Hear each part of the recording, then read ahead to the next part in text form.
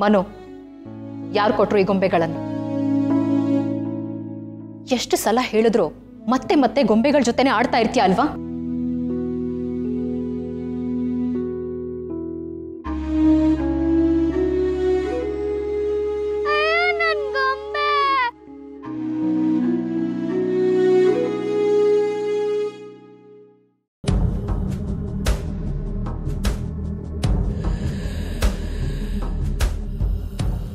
ಮನೋ, ಯಾಕೆ ಪುಟ್ಟ, ಏನಾಯ್ತು?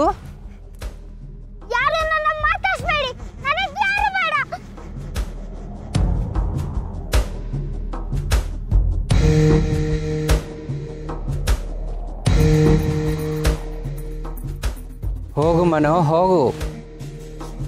ಇವತ್ತಲ್ಲ ನಾಳೆ ನೀನು ನನ್ನ ಹತ್ರನೇ ಬರಬೇಕು.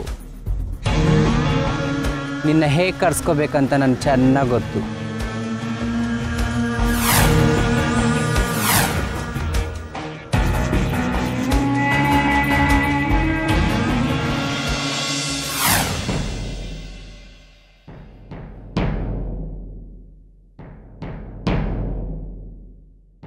ಎಷ್ಟು ಬೇಕೋ ಅಷ್ಟು ತೊಗೊಳ್ಳಿ.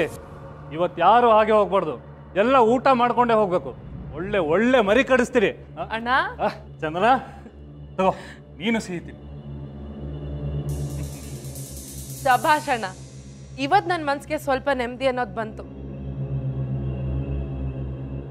ಆದಿತ್ಯ ಸಿಂಹ ಸೋಲೋದನ್ನ ನೋಡ್ಬೇಕು ಅಂತ ಎಷ್ಟು ದಿನದಿಂದ ಕಾಯ್ತಿದ್ದೆ ಗೊತ್ತಾ?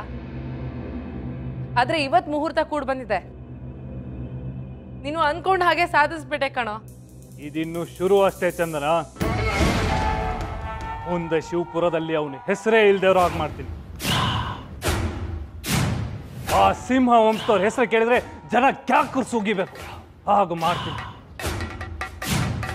ಆ ಆದಿತ್ಯ ಎಲ್ಲ ಕಳ್ಕೊಂಡು ಬೀದಿಗೆ ಬಂದು ನಿನ್ನ ಹತ್ರ ಒಕ್ಕಲು ಮಾಡ್ಕೊಂಡಿರ್ತೀನಿ ಅಂತ ಕೆಲ್ಸ ಕೇಳ್ಕೊಂಡು ನನ್ನ ಹತ್ರ ಬರಬೇಕು.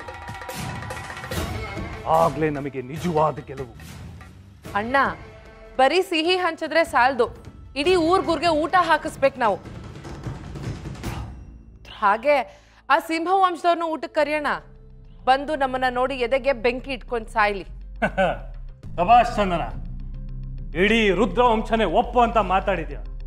ಹಾಕಿಸ್ತೀನಿ, ಇಡೀ ಊರಿಗೆ ಹೋಳಿಗೆ ಊಟ ಹಾಕಿಸ್ತೀನಿ.